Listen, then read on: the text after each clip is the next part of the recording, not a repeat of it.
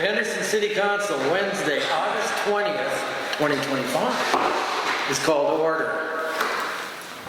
First order of business will be the perusal of the minutes of the July 16th, 2025 regular meeting. Are there any additions or corrections? If not, I will move. Second. And Brandy will second. All in favor signify by saying aye. Aye. Motion made and carried. To appear before the council? None. We'll move on to Todd Hagan. Nice to see you folks. Your summer's going well? Thank you for coming. Yeah. Thanks for the good weather. Yeah. It's all I good. agree. One of the last hot days maybe. I don't know. Yeah, Let's see. hopefully. Let's see. Yeah, well, thanks for having me. I was lucky to be here last month and to go over the financial management plan. Got turned around, right? And so that was probably a good thing because we've got some better numbers now that we've put together for this. Not as good of a story as probably what I would have had the first time, which is fine because these are more solid numbers right now too, so I probably would have had to come back anyway and update you. So we've got the PowerPoint, I think, in front of you. Yep, we'll just page through it.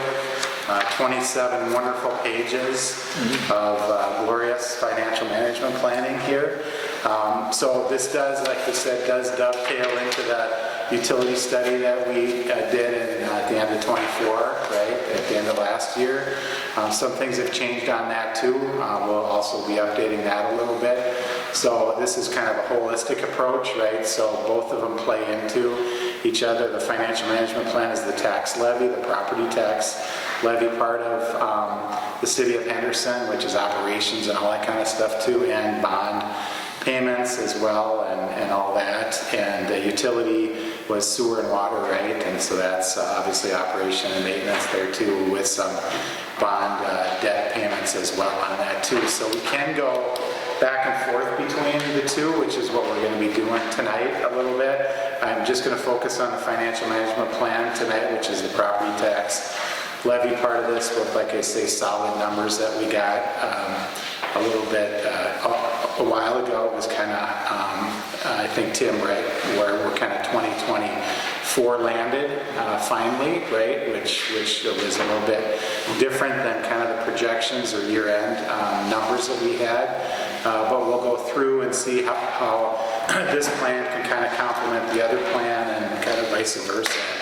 Making sure that, you know, the city of Henderson is looking at all sides of this financial planning and just trying to keep the utility rates as low as we can and the property tax as low as we can, right? So that's kind of our goal, but we don't want to kid ourselves, right? We need some revenues to come in. We need some injections here to get you guys a little bit more healthy than what you are right now. So if we go to page 2 on the financial management plan slide, I talked about what it is. It's the same type. It's a 10-year plan, right, that's more tax supported than obviously utility revenue supported. It includes your existing debt, capital improvement plans, right, what can we use cash for, what do we need to issue debt for. And we've got tax-based growth here too, so a little bit different in that respect that we look at you know, the market value of the city, total market value and tax capacity. So every time we increase taxes, that all goes up, right? And taxes go up, right? So and then if there's any growth, any new building, that sort of helps with any future increases that we may need to have happen here in Henderson. It looks to the future, right? Operating expenses as well as, again, potential debt, what we need to finance, right, for the future. Really what we want to do is maintain good roads, facilities, and services in Henderson, and we want to manage our expectations, right? We don't want to think that we can go do something like we can't or we shouldn't, right? It kind of brings us into reality. But with all that, we accomplish our long-term objectives for Henderson as best we can. So Page 3, the next page, financial plan. Budgeting is really the most important thing that we can do as a council. And it sort of brings everything into kind of a transparent snapshot of where we are. A lot of times there's some mystery to all this, depending how staff looks at most of this as well. But for a city of Henderson size, obviously you all need to kind of get involved to be able to kind of talk to your constituents in town if there's going to need to be rate increases like there were in the sewer and water utility side of this, as well as when we get into this, we're going to need to increase property taxes as well to maintain the health of the city. So you are setting policies here on what's important to your community and where you want to spend your resources. Next, page 4. So the council can focus on a big picture and policy issues. It's the long-term financial health of the city, and we get to prioritize roads and facilities and services, identify financial issues that require multi-year solutions, which we're doing here tonight. It creates a vehicle to inform residents of the city's goals and projected. And like I say, it enhances transparency for both you and the residents of the city. It's good to point to a plan. If you don't have a plan, then we're kind of throwing darts at a wall. It's hard to argue that this plan sort of coincides with the other utility plan, and that we've looked at all sides of this too. I don't think anybody can fault us for any of that kind of planning. So as long as we've got good reasons for what we're doing, I think that's going to help get this through. So page 5. We've kind of gone through with Tim, staff, gone through with our fiscal consultants. There's a couple of, we've got Liz, who worked on this financial management plan, and we've got April, who works with her on the utility side of this. So we'll kind of get together and put together all these massive spreadsheets we all talk about that are kind of underlying all of this sort of summary snapshots here in the PowerPoint. But there's, as Tim knows, went through this yesterday, a couple of days ago, and months ago, as we go through the navigation of spreadsheet after spreadsheet. It's quite a daunting task. It's real hard for just small staff to kind of take this on, so we appreciate you guys hiring us to help with this, because there's a lot of moving parts, and all these spreadsheets kind of tie into each other. I don't look like magic, Tim, didn't it? Yeah, it's amazing. So we put all that together, and tonight we're reviewing the findings to generate feedback from you folks. You're going to be setting your preliminary tax levy on September 30th, right? You can knock it down if you want by December, but we're kind of trying to set you up for just a preliminary levy right now. And so a lot of things can kind of still happen between September 30th and December, when you need to get your final in there too. So we just want to kind of give you a taste of what we're looking at here to get you guys healthy. So we can always refine this a little bit later, but we want to just show you what the kind of the maximum would be, and that's usually what the preliminary levy is kind of the maximum. So next page here, 6, financial management plan. Obviously, what is funded. I don't want to keep going over this, but at a very basic level here, we want to make sure that we've got enough reserves, right, to kind of take care of us throughout the year, all right? And we talked about tax anticipation certificates and all that too. We're trying to issue as less of those as we can. What those do is sort of interjects capital for a number of years, so we don't have to increase the taxes so high for a number of years, because what happens is that it just ends up just multiplying after we're kind of done putting enough money in the bucket, so to speak, the reserves. We want to make sure that we're not too high, that just keeps multiplying so much, right? And it's really hard to kind of bring that back down. I don't really see cities, once they increase something, whether it be rates and charges or property taxes, you usually go down, right? You usually kind of want to kind of stay stable and go up a little bit. So that's what all this planning is for. It's kind of a balancing act as we move forward here. So we did find that your general fund balance is very low and really doesn't provide enough cushion for emergencies, and that's kind of what this slide is talking about throughout the year. Next slide, number 7. So the key assumptions here, we use the city's existing tax base growing 2% annually. Most expenses inflate at 3% annually, and non-property tax revenues increase 2% annually. So these inflation rates are standard inflationary assumptions that we use in our financial planning model. So it's real standard stuff. We don't want to inflate revenues too high with the expectations, with those kind of expectations, because then we'd have to, if we don't meet that expectation, we have to turn around and do this all over again. So we want to be very conservative in that respect. So next slide, number 8, for the general fund here.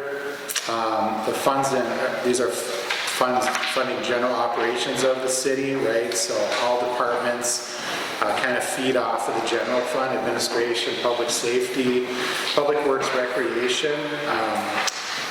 Projected levies increase general fund reserves, right? So currently the reserves are too low. So I think ending in 26, if I looked at this, it might have changed a little bit between then and now, but the balance is expected to be around 16%, so the next year's expenditures. So the Office of the State Auditor recommends an ending balance to be between somewhere around 35% to 50% of next year's expenditures. So at least 6 months, right? We want to keep in our pocket, basically, because tax levies come around twice a year. So the next slide, number 9, kind of just says that, right? So we're paid twice a year, right? We pay our property taxes on May 15th and October 15th, and then they kind of get settled a month or so after that. So we just need to cover the day-to-day expenses and any unforeseeable expenditures. So what that is trying to do too, so we can eat away at those, throughout the year, and that's what it's for, basically. I mean, it's for emergencies, and it's for basically just kind of day-to-day operations. I have a few debt payments in there, basically, as well, right? So we want to make sure that it's up high enough, and if we actually need to use some of that reserve, that it gets replenished, right? So by the end of the year, when the audit happens, they look at year end, that we're somewhere, our goal is 40 to 50%, basically. I mean, we really need 6 months of a reserve in there. Do we know how many municipalities in the state achieve that benchmark?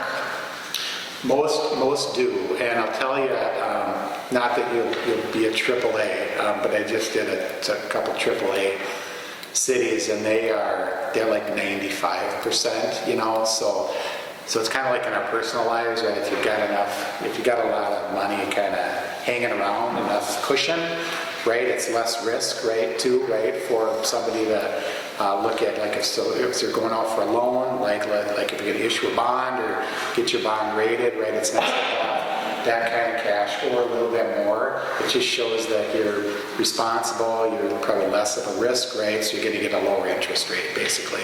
I think that's kind of like our FICO score is kind of too. We pay our bills, and somebody probably out there kind of sees some assets out there, I suppose, for us, and though it's mostly private, right, for us, but so we're a public entity, and I think kind of the more you've got on hand, the better. But we don't want to go And I think for a smaller city, I think probably more is even better as well, right? So, because it's really hard to kind of get that back too.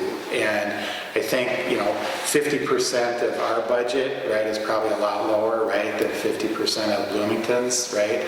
So they could probably handle 30% or something like that, but I think we probably got to get it up a little bit higher just because we're smaller, right? So we're going to take a little bit bigger of a hit. So the projections here that we're going to go through, just summarize, we're looking at 52% would be our goal. We've set you up for a 52% goal by 2032. So it's going to take some time. We've got some issues with some years here that we need to get through, and then we should kind of come out of that okay, and then those are kind of the rebuilding years, right? So we'll be off of the tax anticipation certificates, and we'll kind of smooth out our tax increases and utility increases. So next page, number 10. This one's just talking about, one of the funds here is the Economic Development Authority fund, basically. A few of these, there's an improvement fund and a few others. So this one, we kind of took a snapshot and looked at this provided a temporary loan to a downtown business, right? This is what we're hoping we'll get back at some point here. It's anticipated to be repaid in 2026. We're levying annually $30,000 a year to fund the EDA as well. And so if all the stars align, our ending balance would be approximately $250,000. So the levy in this fund may need to increase if the loan repayment is either delayed or transferred out to another fund. So this is kind of the fund that we're kind of hoping to get that back, right? I think we're all familiar with that loan. Page 11 is the Permanent Improvement Revolving Fund 301, the PIR, and this accounts for Henderson Park and active transportation trail, and it's got an additional levy in there. We're putting in there $30,000 for current expenditures in that fund as well for repairs, right? So anticipated levy for a culvert repair, and that's kind of the so what you would do too if most cities if they meet their general fund target of, let's say, the 50% or whatever, and more comes right into that fund, and so they've met their policy goal, most of the time what a city would do is take that extra money and kind of feed these other funds that's typically would go into like the PIR, I think, where we can do more things on a pay-as-you-go basis, right? We can do seal coat repairs and all that kind of stuff, which instead of trying to bond for every single thing. So these are the funds that you would want to kind of pump up a little bit if we get too much in the general fund. So the next page 12 is debt service funds, and I'll go through a couple bonds here because the exercise for the financial management plan is also to look at some of your bond funds to see what's going on there, if they're healthy, if they need some help, or what needs to be done. So the 2025 bond, we just issued that one, right, at finance Henderson Park with sales tax and Highway 93 levy with abatement, which is basically a property tax. So we do need, and I knew this going in, right, so we got sales tax approved for up to a certain amount, and then there's only so much Henderson can generate, right? So, by using that maximum amount, I think our sales tax is a little shy, right? But that can change year after year after year. So part of this exercise too is that we need additional levy dollars, property tax dollars to put into this bond issue, because there's just not enough right now sales tax for sufficient debt service payments. I think we kind of need that going in. I don't think a lot, but just letting you know that one needs a little bit of support. Debt service funds then on the 2018 tax abatement bonds. And in December, fund balance is not sufficient to next year's February payments, so we need to increase the levy to provide funds to make debt service payments. So the debt fund levies were adjusted to reduce that December ending cash was insufficient to the subsequent February debt service. So no negatives in the funds between January and the first half tax receipts, but that one does also need to be supported a little bit more with property taxes. And that's really what the abatement bond is anyway.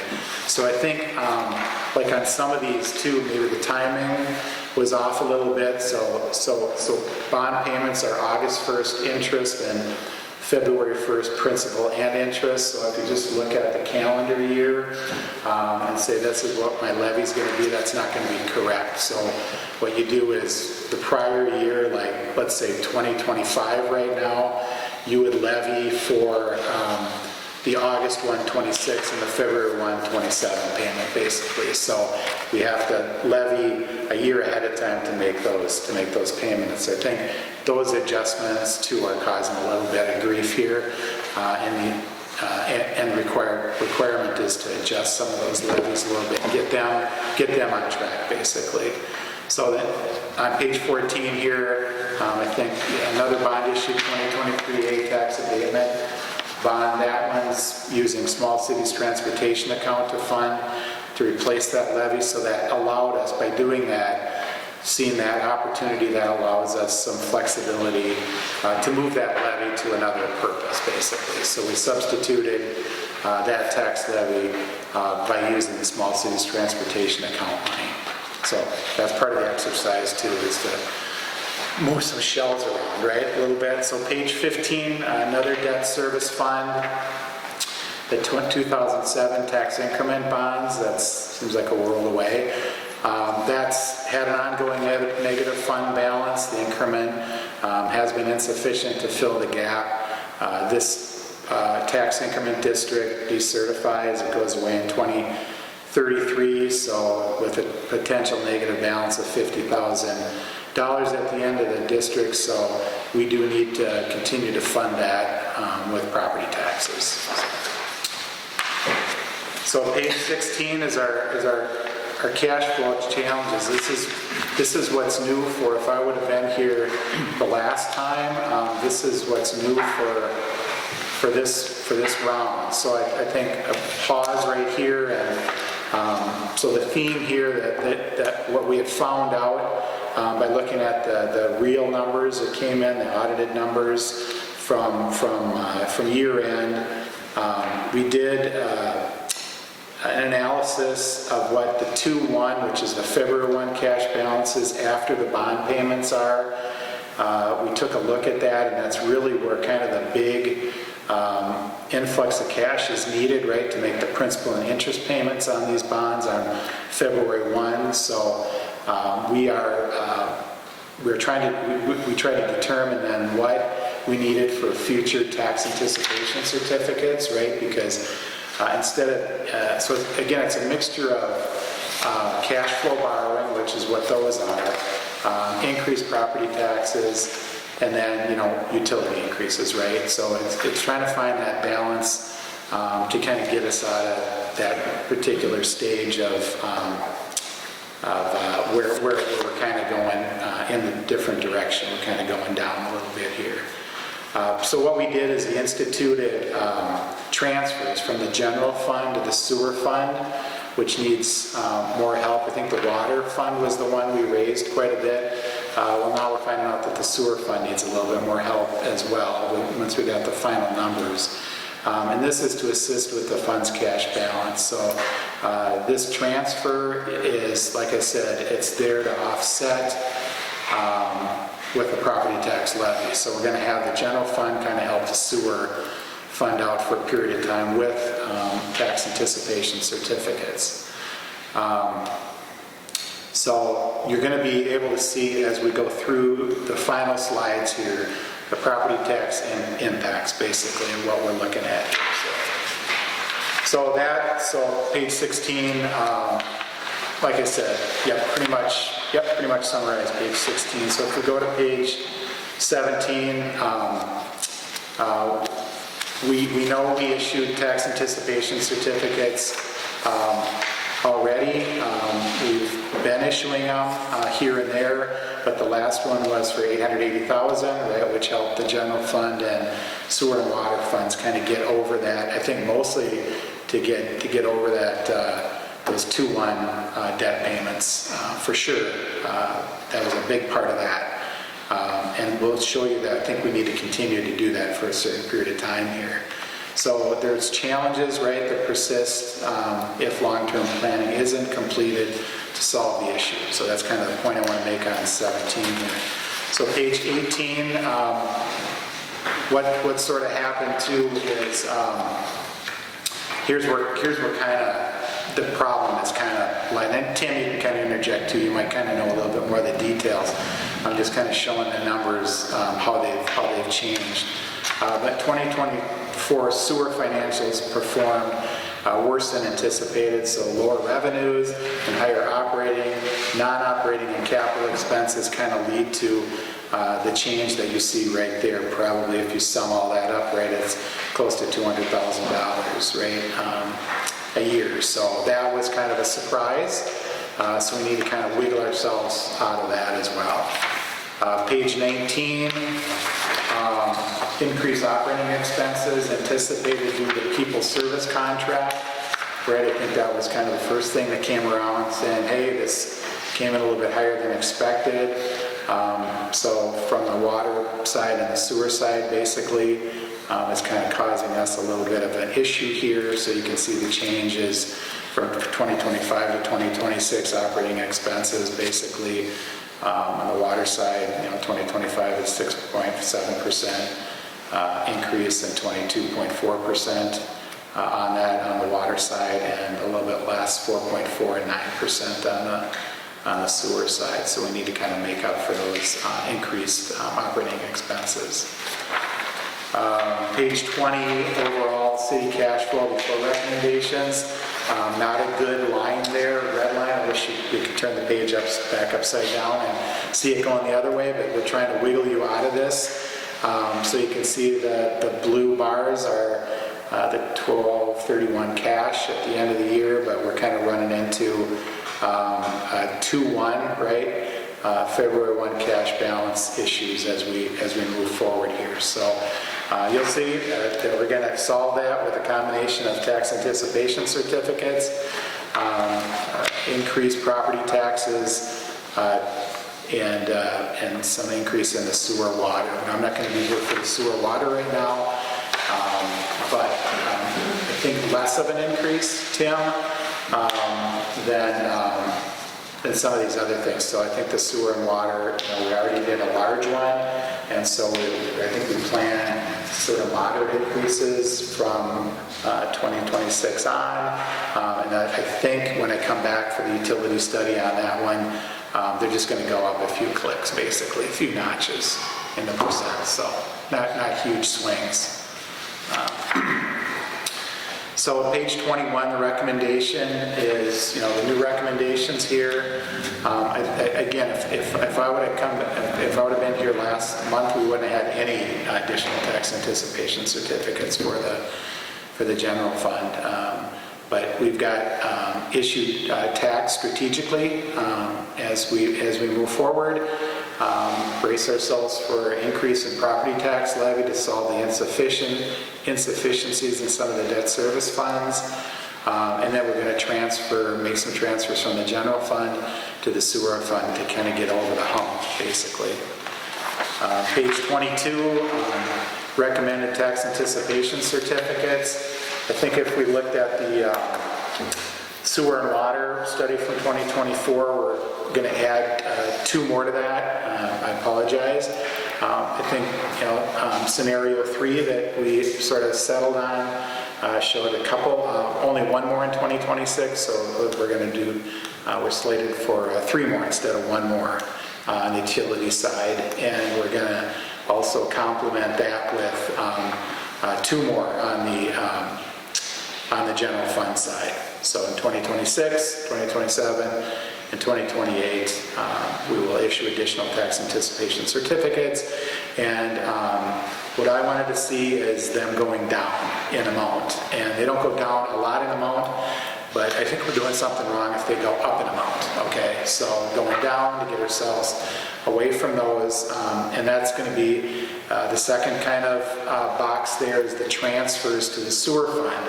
So in conjunction with that, you can see the 2026 through 2031 sort of transfers into the general fund to help from the general fund to the sewer to help the sewer fund.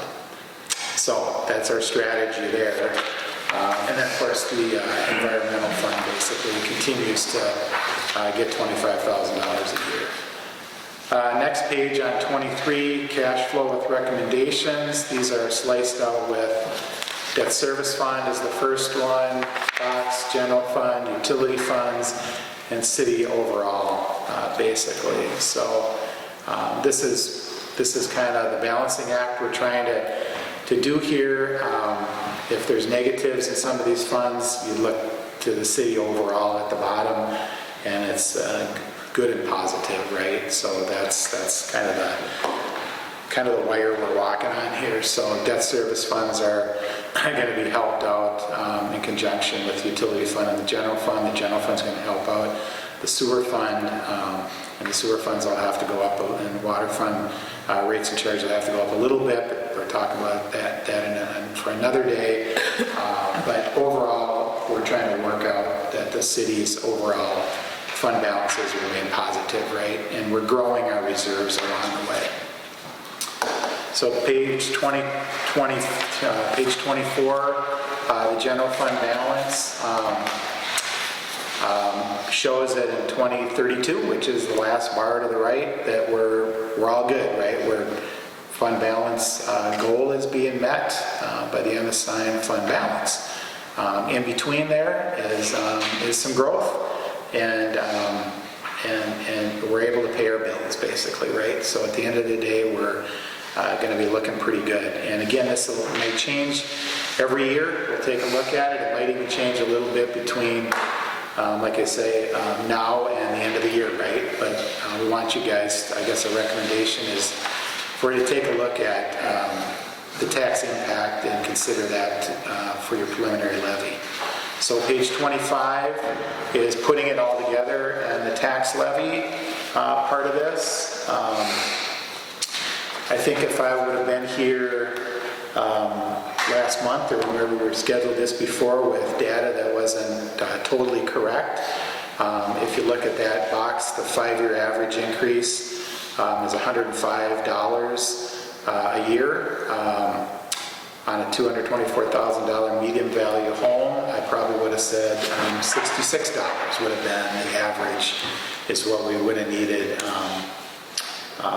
with data that wasn't completely accurate. So not a whole lot more to solve a lot more problems here than what I would have said last month, basically. So the impact shows that the additional tax amount paid to fund all the city's identified priorities for streets, debt, and operations, and it begins to generate reserves in the general fund. So this is what we're trying to accomplish. So I think we had a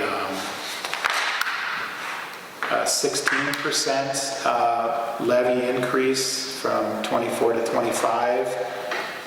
We're probably looking at 18 for next year, 15, and then 7, and then 6, and then 5. So it kind of goes back, it goes down that way. So we're kind of maintaining the increase for another couple of years, and then it will go down. So that's kind of, like I said, the fine line that we're trying to achieve by having a combination of tax anticipation certificates, utility increases, and tax levy increase to kind of help out the sewer fund as well. So if I would have been here last month with a better picture with inaccurate data, it would have been a 5% increase for next year, 7, 3, 3.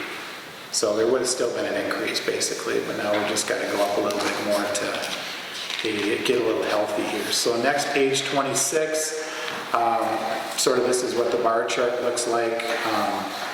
you want to take a look at the general fund is the bottom blue, and the debt levy, just so you guys can kind of see what the mixture is in what we're trying to accomplish here. So it's basically, most of it is for the general fund. And then we've got the park improvement revolving, or public improvement revolving fund, the economic development fund, and the library, basically. So that's all in there. Last page, last but not least, recommendations and next steps. Just gonna ask for your feedback. And again, if you want to see any of these glorious spreadsheets, let me know. Kind of just cut to the chase. They're pretty daunting. There's a lot going on, but I'm sure we've got some summary pages if you want to take a look. Just kind of looking for your input here. I guess we would recommend the levy increase. We've gone through this a zillion times to try to find the right mixture.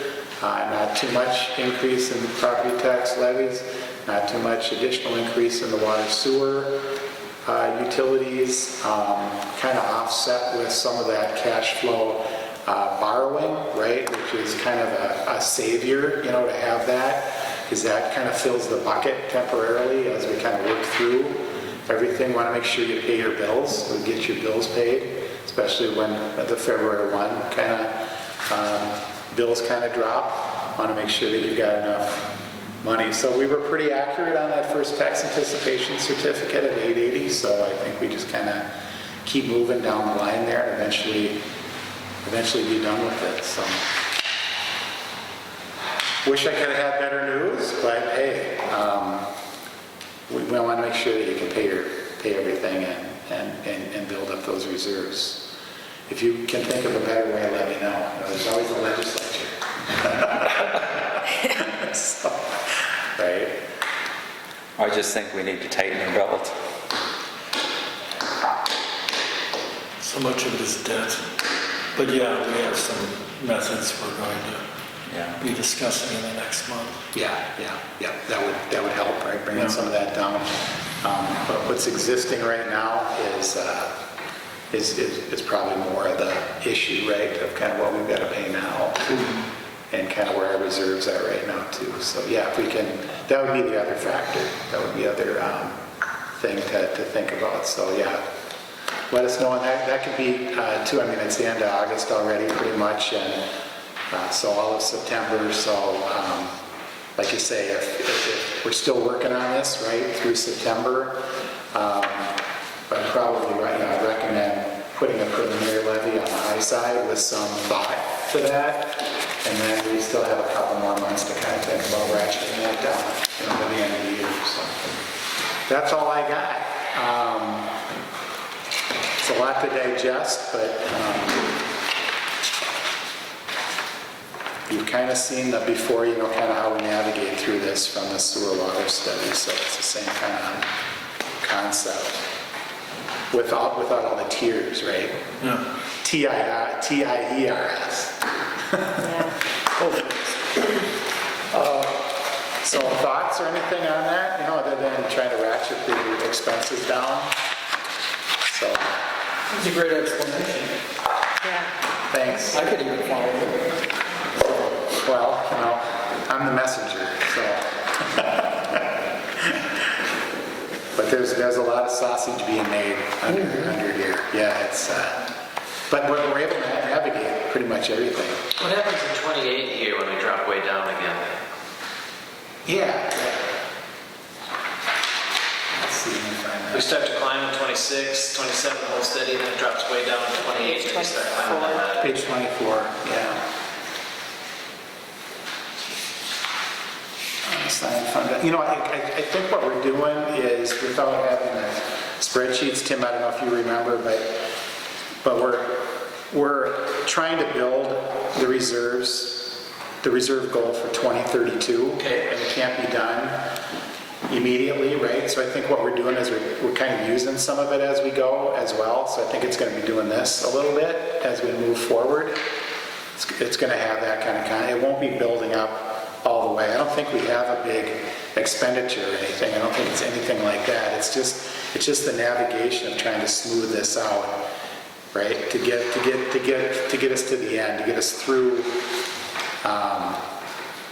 to get us through those years of tax anticipation certificates, basically. So we're using everything we can, I think, to get there. And you're suggesting by 29, we would not need the tax certificate to cash flow? But just for information, what does the tax anticipation financing cost us? Yeah, 50,000 this year, wasn't it? I think it was 880 we borrowed, and the payment was 940 or something like that. Something to that. It was 923 or 940, somewhere in there. Yeah. It was 50, 60 grand. I'm gonna put my glasses down. Well, yeah, I know, he looks really smart. But I think we place that with a bank too. Yeah. Bill? So it's minimal cost of issuance on it, as minimum as you can get. So yeah, it's not going out to the market where everybody, where costs go up, right? I mean, it's pretty large. They're pretty large, but we've got some good banks here that are willing to take it. so we've did the tax thing, right? And I'm still relatively new to all this, okay? Then you talk about 35 to 50% fund balance might get you a more favorable viewing from the bank. Would that have any bearing on a rate we might get if we did this tack in the next couple of years with a financial plan to show them and say, here's where we're headed? Do they weigh that and understand that? Instead of 85%, they're going to give us 4.1, or it's going to help? Yep, it's going to help to have a plan. And once we get out of this and go get a bond rated eventually, right? Because I don't think we've ever gotten a bond rated with you folks. We've had them guaranteed by the state. If they're utility, we can get to AAA and they're state guaranteed. But you guys haven't been rated because of this kind of stuff, kind of going up and down and unable to kind of cash flow sometimes. So it hasn't been a good story that way to get a rating. But once you get your own rating, and we have a big issue coming up in 2032, I know we'll all be here by then still. It's going to be a great day because you're going to be right there with the rest of the world, basically. And yep. When was the last this was done? Oh, one of these financial plans? Yeah. Anyone have any? Was it when Lon was here? It was well before. Way back. I think we did one way back when we first started doing these with Lon many years ago, because we were pulling warrants from local banks, kind of the no-no kind, and not tax, basically the legal kind.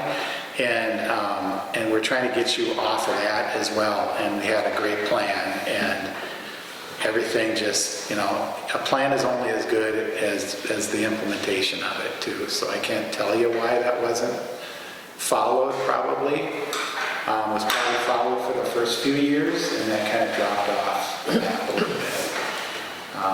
I know a lot of things happen, and you get going on projects, or a lot of big projects too.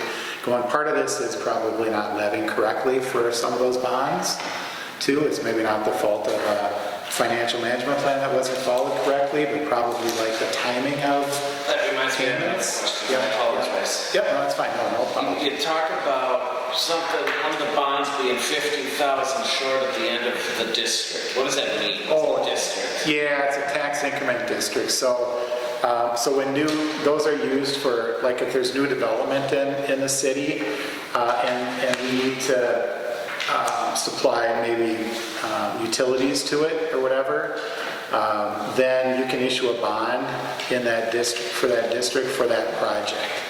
And what tax increment is the difference between like the base value that stays the same and the new development value that's occurred, right? And so it's that kind of cream on the top that we can like freeze and redirect that to ourselves basically for a certain period of time. So otherwise that extra tax capacity, it's called, goes to the county and the school and the city. This way all three of those taxes basically go to us to help fund that bond in this case, right? Most of the time, we don't issue bonds for that kind of stuff really anymore. It's usually pay as you go, we call it. So we have the developer actually foot the bill on that, and then we just give them a certain percentage of the tax increment, so we don't have to run that risk. So at the end of a tax increment district, there can be some money left over, or it can fall short. And I think the reason it's probably falling short is because the debt payments are probably more than what's coming in. And that's what I was going to ask. The bond was issued in 2007, it comes due in 33, which is 25 years. And you haven't taken enough money in, you're going to owe an extra 50 grand at the end, which isn't just sitting around. Yeah, and it's not like anybody owes anything, it just shuts down with a negative in it. And it's been, and so where that negative, how did that get a positive to pay the bonds? Probably increasing the tax, property taxes on everybody else, right, to help pay that. Which is fine, but it's nice if they kind of can hold their own. Yeah, so a lot of the times we'll put like a minimum assessment, not special assessment, but a minimum like market value agreement with those with the county. It's kind of an agreement between the county and the developer and kind of the city to say, hey, we need this value to be this much in order to make payments of this much, right? Because there can be fluctuations of, so all this tax increment stuff when it started is all on an estimate, right? So you call the county assessor does their best job of, okay, it's going to be $2 million. We're going to, the valley's going to be $2 million or something like that. But if you don't have a minimum assessment to say, yeah, let's put $2 million on it to help our bond payments, it could go down, it could go up, and just move it. That's why the pay-as-you-go stuff is better, because then the developer just kind of runs the risk of it doing this, and that's what's way simpler for us. So yeah, but sometimes you have to issue a bond just to kind of get it done, so. Troy, this is the last edition up by Hilltop School. Yeah. Where I went south. Okay. So yeah, this exercise is just huge. I know it's just a lot to kind of take in, but you can imagine not having this done. Where would we be? So I appreciate you guys kind of embracing this kind of stuff, and now there's a reason why we're doing it. Basically, it's spelled out here. Like you say, if we can lower some of the expenditures or whatever, that kind of helps too. But we have to kind of be realistic too. Maybe some of this we need, it's out of our control too, right? So do your best to see what you can do to sharpen your pencil or whatever. Just let Tim know if there's anything else. Our folks are, the computers are all warmed up. They got all 5 screens going, and they can just, they can go do that. So. And this is your levy recommendation right here in this box over the next through 31. Yes. Yeah. Let's see. I think so. Let's see. Yeah. Do we actually even have a number, don't we? General fund. Okay. So you're looking at page 25? Yep. Mine don't have numbers, but putting it all together. Oh, yeah, I'm sorry. Yep. It's the putting it all together tax levy at the top. Yep. So net levy to taxpayers, right? Right, Tim? Yep. That includes everything at the top. So that's the total. So 661. These are pay, right? 2025? Yeah, that's 25. Is 661. And it's going to 776, 968. So, and then 8 and then 9, and then it sort of levels off. So.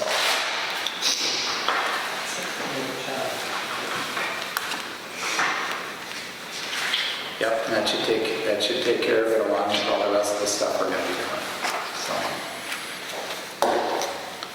yeah, that's your catch-all line right there. Thank you. Yep, appreciate it. Thank you. Thanks for having me.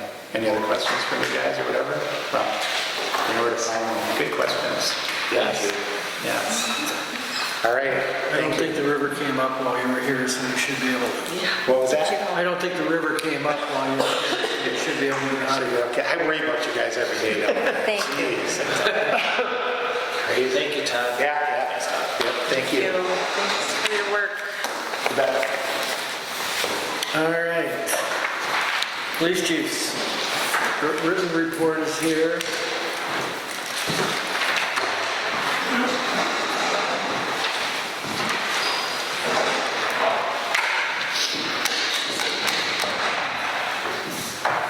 This is a July 2025 monthly report. 166 directed patrols, residential and business checks. Resident watches were 40. Traffic details and parking violations had 8, 5 details, 2 accidents, 2 parking, and 1 driving complaint. Traffic stops, warnings, and citations, we had 69 stops, 58 warnings, 10 citations, and 1 arrestable charge. City ordinance and animal complaints, we had 9, 6 city ordinances, and 3 animal complaints. Assist other agencies were 8, 4 law enforcement, 2 fire medical, and 2 city public works assists. Miscellaneous crimes, we had 1 theft and 1 fleeing a traffic stop. Welfare checks, mental health crisis and domestics, we had 7 total, 4 welfare checks, 1 mental health assist, 1 domestic. Suspicious trespassing and harassment alarm open doors, we had 14. 4 suspicious activities, 2 trespasses, and 8 door open and alarms.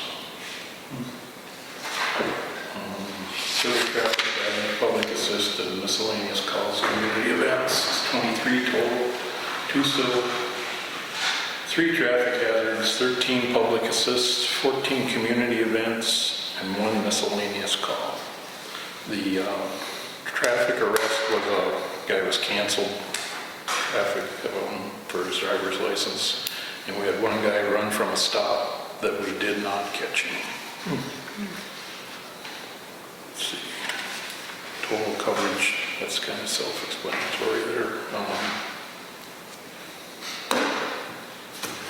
Yeah. 11 ATV permits were issued, 26 dog registrations as of July 31st. We all had repulse training and firearms qualification with Arlington and Gaylord. Dan is also now trained to be a taser trainer so that we can trade off between departments. We're trying to make it so that all of the departments have someone that can participate in training us. 712 squad was sold to a police vendor.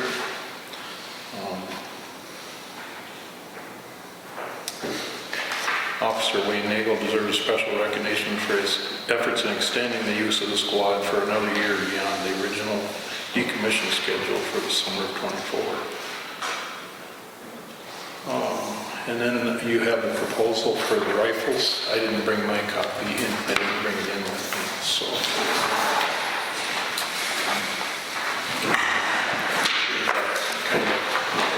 How much did you get for the car?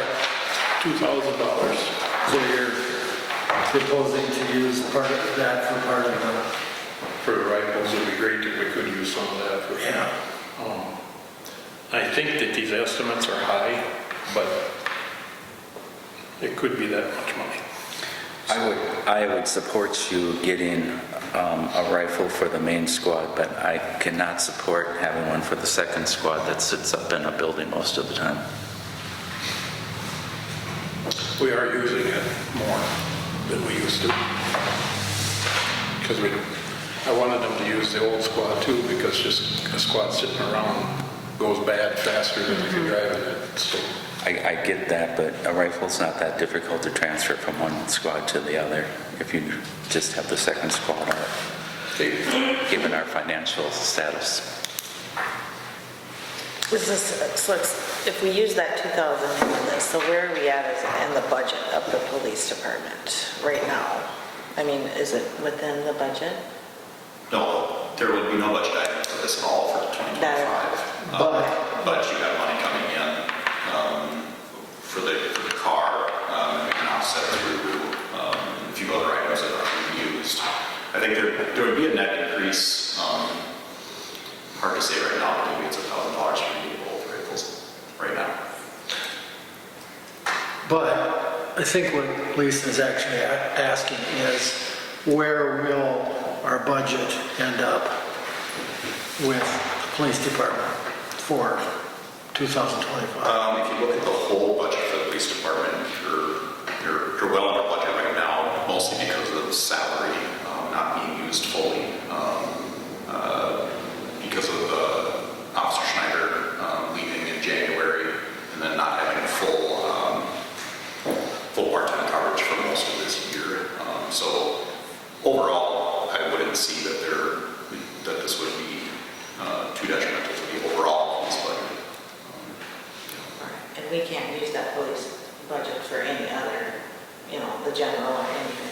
Well, if it ends up as a surplus, it's a surplus. I mean, it's all part of the general fund, all Okay, these. got it, got it. So, you can break it down as much as you want or as little as you want, but it's all part of the general fund, PD, and administration, and all the rest of it. So, you can look at it from a very large picture or down the line, I guess. See what you can buy for what you got for the car. Okay, See if you can make a deal on it. so you come up with, What did we get for that again? I just said, what? What did we get for that again? 2,000. 2,000. Gardens on it, and it's going to go overseas someplace. They recommission them to third world countries. Did we take bids on that? We should have, according to the city attorney. What were we supposed to do? If you sell city-owned stuff, you need to take Right. bids on it. This was a donation that we got. They reconfigure those cars. Yeah, they send them overseas to third world countries to have them used there. So, Kind of think that probably circumvents it, but we can check it out. Check it out and see if we did anything illegal. So do we need a motion to approve not to exceed $2,000? We can do that. I'll make that motion. Okay. I'll second it. Motion made and seconded, all in favor, signify by saying aye. Aye. thank you. Thank you. So I got another, I'm reading this, sorry, should have been more prepared. So you're looking at getting a trade-in credit for an obsolete shotgun and 2 antique revolvers? What is that about now? We confiscated 2 antique revolvers that are not usable, and Almonds likes to buy them. And same thing with, So that would be more into the... we could get more for that. The pistol would be worth, I don't know, we'd have to get an estimate from like a couple different gun shops to see what they would, either that or we can bid them, just set them up on bids in the newspaper. And then would that be after, if we sell those? Yeah, 'cause you're Do you looking at, have to talk to the county attorney for that too? I guess I don't know. I don't know how that works when you confiscate equipment. Well, those would go, they'd have to go to Almonds, you can't. Got it. Okay. It's a firearm split, yeah. Okay. But that's potential, some more money More money coming in. for this. Yep. Yeah, that would also, That would offset it even more. Okay. See what you can do. Yeah. okay. Thank you.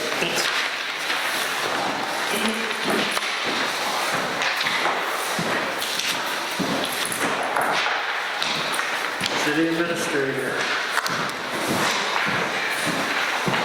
First, I have a resolution to consider. The city has just received $2,500 from the University of Minnesota empowering small Minnesota communities program. This would help support Henderson. They're working with the University of Minnesota for a study to look at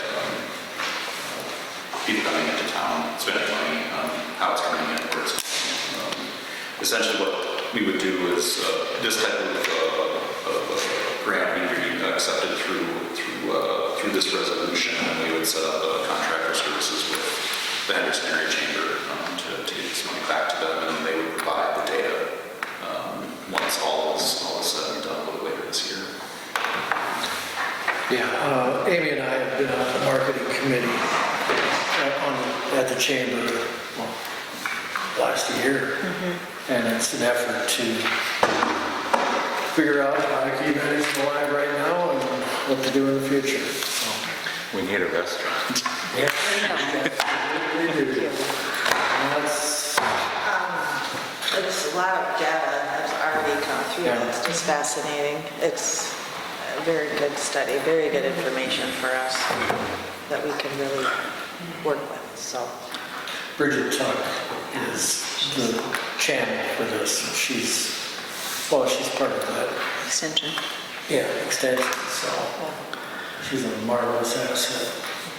So I will make a motion to adopt resolution 2025-17. Thanks. Motion made and seconded, all in favor, signify by saying aye. You just gotta be quick on it, Troy. And then we need a motion to accept the agreement between City of Henderson and Henderson Area Chamber. I'll make that a motion. I'll second. Motion made and seconded, all in favor, signify by saying aye. Aye. Opposed? Motion made and carried. Next one, so this 2025 truth and taxation hearing for taxes payable 2026, this is a public hearing that occurs every year, typically on the last meeting date of the year. This year will be on 12/17/2025, 7 p.m. here in the Henderson Community Meeting Room. Typically require a motion to accept this date and this time, and we can get this out to the counties to start to notice. Make a motion to approve the date. I'll second. Go ahead, second. Motion made and seconded, all in favor, signify by saying aye. Aye. Opposed? Motion made and carried. Got anything else? Just run through this activity update real quick. Let's see. Not much is changing on the levy inspection. We're just waiting for water to go down before we can start to get into that with the Army Corps. We did have a Parks, Trails and Trees board meeting a few days ago. SEH is essentially now at this point we're doing project design and trying to get a bid occurring this fall, so we have the best chance of getting a good bid on that. We'll bring that back then November, December meeting for council approval with expected April, May start, earlier if possible, of course, depending on weather, I suppose.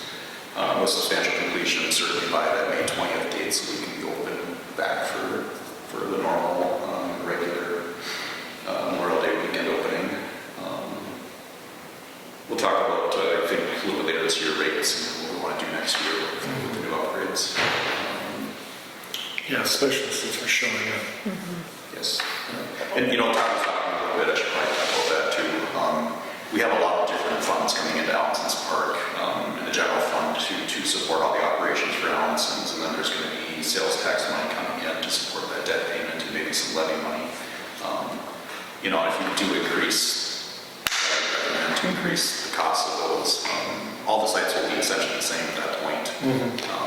There might even be some differential pricing later on based on who's using what, because some of those sites are definitely, as they are right now, are better than others, so perhaps there's some movement there.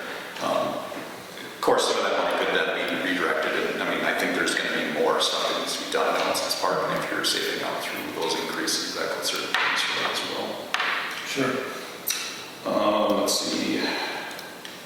Through that. Rita's doing really well. We got her really involved now in all the fund accounting, utility data entry. She's working quite a bit on our office management. We have a lot of IT stuff happening now. Several special projects, a lot of tree stuff. We're still trying to push through to get that done. Document retention, just trying to get everything sort of sorted out in the office and consolidated. Let's see. WW blacktopping started the transportation regional trailhead project on the 12th. I have one component left on shade tree bonding grant to get reimbursed for the trees. That's just getting Jason to do a few more decorations, so we'll get that out to the county. When are the dead ones being pulled, Tim? Yeah, I have to get those done before we can do this last portion. I think there's 3 out there right now that we'll have to get out and then replant before we can finally get that going. Shut off notice again. We're doing door knock notices on the final day, which this week will be the 22nd. Shut offs again starting on the 25th. Our amounts overdue are pretty much hanging in there steady. About 24,000 should be expected given the price increase this year. Let's see. I wanted to talk about, Todd mentioned in the very last page of that report that we need to be looking at capital at some point on the buildings and in the grounds and all of our properties here in Henderson. Obviously, it's going to be a pretty big process. I'm not sure, perhaps it would be best at this point to at least maybe set up a temporary committee to begin that process, instead of having the full council spend, 18 hours out there looking at things. We should probably have a couple of you to come together, maybe come up with a more robust plan, I guess, before we get out there too much. And I think we would tie in that with people service, because they've also started their own capital improvement, function for all of this, get all that together and start looking at those things. Typically, the capital improvement planning process, that all starts after you get budget set, and it wouldn't be for 2026, it would be for the following year after that and beyond. So Troy has a background in construction management. I would love to be on that. There you go, Lisa and I will do it. Are we going to tour? We talked about We touring. should maybe take a drive around next month. We could take the, The six passenger, we borrowed it from There we go. why don't the, we'll appoint Troy and Lisa to the capital improvements for, yes. I'll make that motion. I'll second. Motion made, seconded, all in favor, signify by saying aye. Opposed, motion made, carried. people service, really good report. I wanted to call attention to this to the last, the second page, the wastewater operation and maintenance portion. Quality flow is out, taking a look at all 4 pumps that are 2 lift stations at the main and intermediate. They're all coming back in poor shape.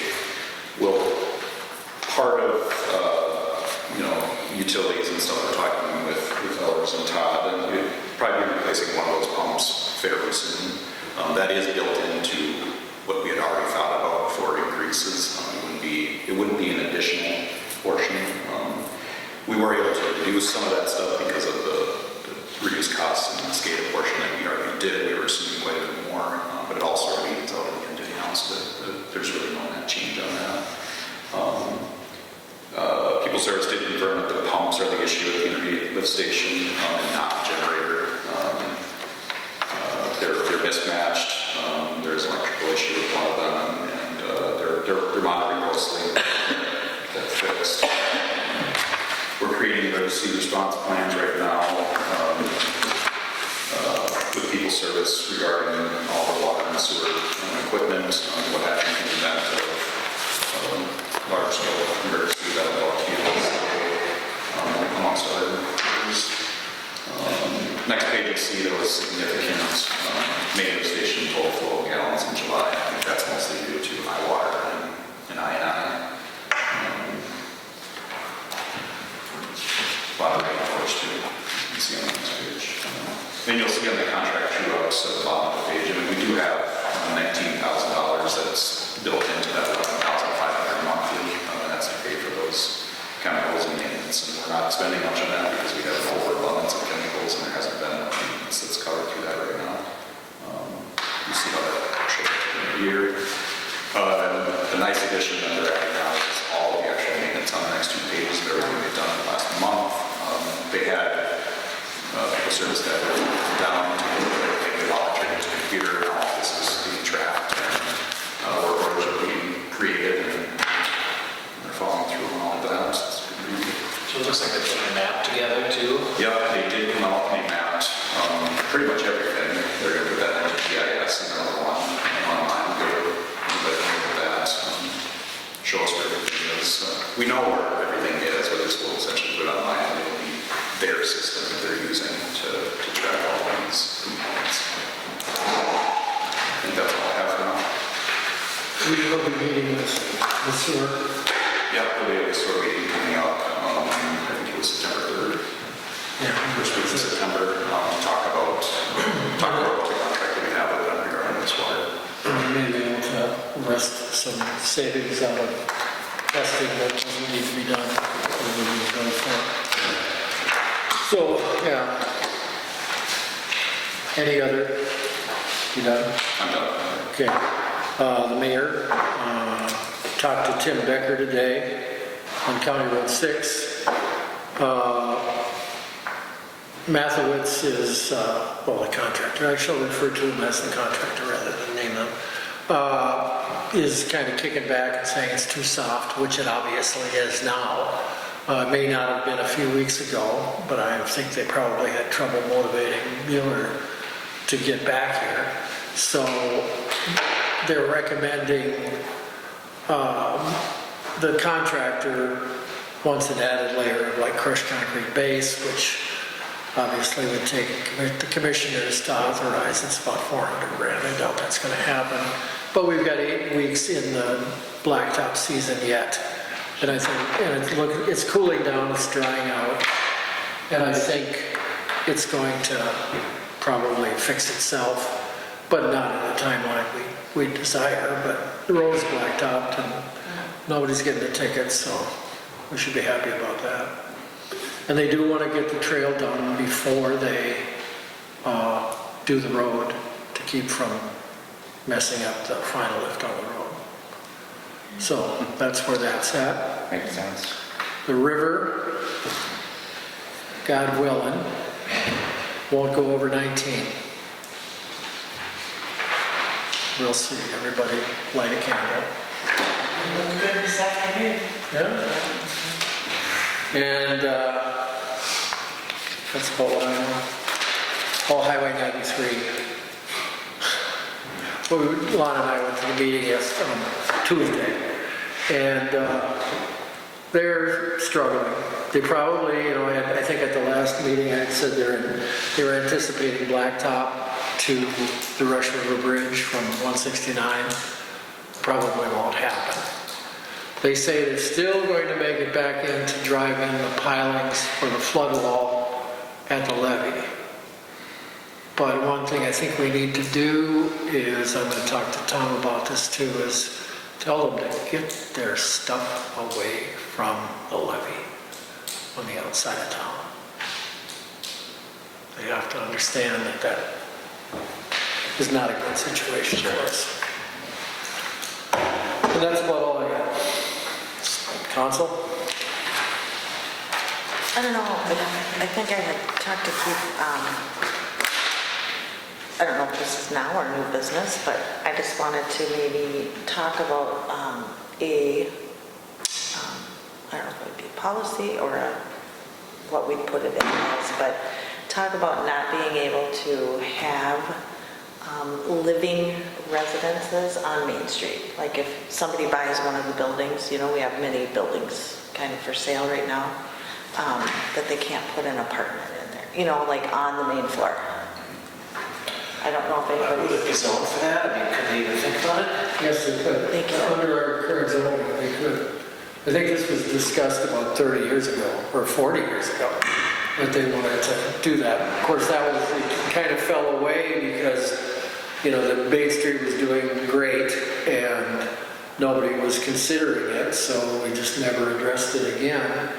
It's kind of a critical time to take a look at it and just say, of course, we really don't have any kind of a rental code either. I mean, literally, we are, I mean, if somebody's got an apartment. We talked about that one time. Yeah. Almost got run out of the meeting room. You got it.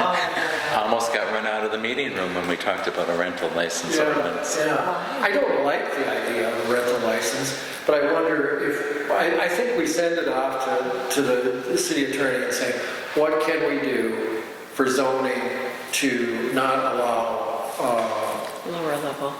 residential use of the first floor Yeah. fronting Main Street? I think, you know, and I think we have some really good landlords, but I've always thought a rental license would help the PD in getting some of the rental properties cleaned up. And it's a different atmosphere now than it was Yeah. the last time too, so. Let's take it to Todd, or take it to Jason and see what he comes up with. Yeah, I think so. Would be good. Yeah. Do we have a place where there's somebody renting residential? No, No, but there's- we don't want it to happen. prevent it from happening. And there's, you know, You know, it used to be though, Lisa. several of the buildings Our are villas. vacant, so Our villa lived there. it could happen. But didn't she have? And I haven't heard of anything, and The store was in it front. may She be lived in premature, but it's possible. That's fine, but it can't be, don't, you know, you gotta have a store. All right. Anybody else? If not, the August 2025 bills and cash balance. The only comment I have in looking at the bills, and I talked to Tim about this, is we got a huge bill at Wolf Motors for the second squad car for $4,500, and there was a ton of work done. And like Tim said, knew nothing about it until boom, all of a sudden the bill was here and he has to pay it. I'm not saying preventive maintenance wasn't done, but oh my God. This is the second car. Yeah. I think that part of the direction Tim and Rita are going, just like with that dump truck, when we ask for maintenance records, and with our new software and our new computers, it should be a file in the network that every invoice we get for any work on a vehicle goes right into that file, so that if we ever have a question, we don't have to, well, was it done, was it not done, get some chicken scratch stuff. So, Well, I know it they shouldn't be that hard. service it over at the Master Servant, and Yeah. it's like, how did all of this happen all of a sudden? What was it? Yeah, what was it? There's a lot of everything. I mean, tires, what else was suspension, shock, struts, whole bunch of stuff. Well, A lot of, a lot of it's age, yeah. You should have, the tires should be something you can look at and say, we need tires. Yeah. It's done. Instead of, here's $4,000, it could easily be $800 here. Right, but if they did the struts are $400 or $500 a piece. It was like 5 pages of stuff. Yeah. Again, still gonna be cheaper than Wolf Motors. I don't think He that doesn't do Dan, I all of think that. Dan Doesn't do is, that. Dan is kind of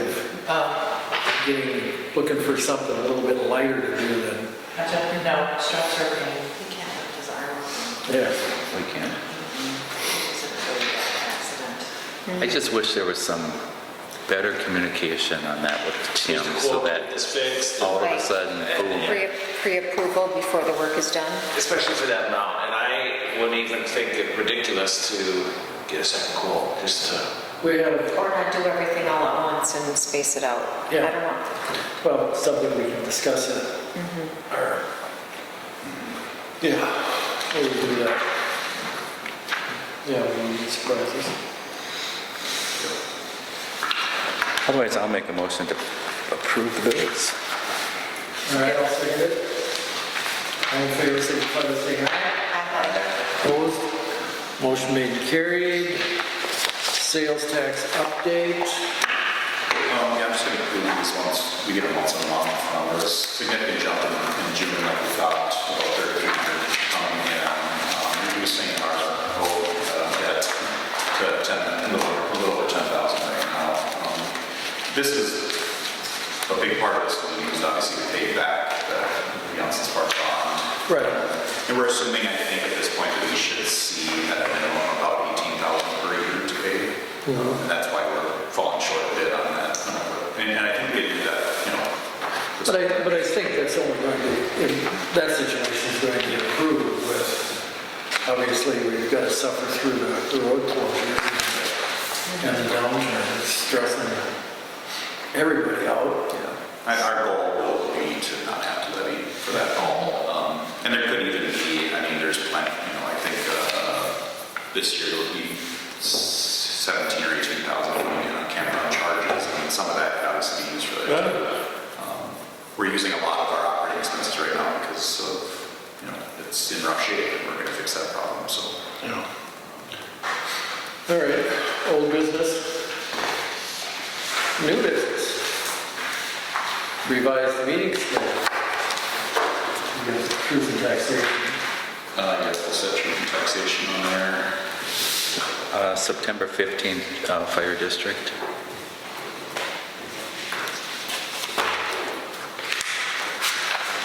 All right, so, And just to add, I just had that personal meeting on September 10th, starting at 3:30. okay. Offices are closed on the first of April. There is a Parks Board tentatively, I think, set up for October 2nd, 5 p.m. All right, I'll make a motion to set those meetings. Second. Motion made and seconded, all those in favor, saying aye. Aye. Opposed? Motion made and carried. Bill's budget finance on the 17th, is that all of us? That's the Bill's Budget Finance Committee itself right before the council meeting. Okay. There will be budget coming at the September meeting. It should be a general debt service, construction, I think. The enterprise stuff, the water and sewer, that one typically comes later in the year because that's set by rates, it's not set by tax levy. We're still going to be working over the next couple of months to see how we can navigate through that. And because you had approved increases at the start of this year, that could change potentially, as Todd was saying, so we'll look at that a little further later on.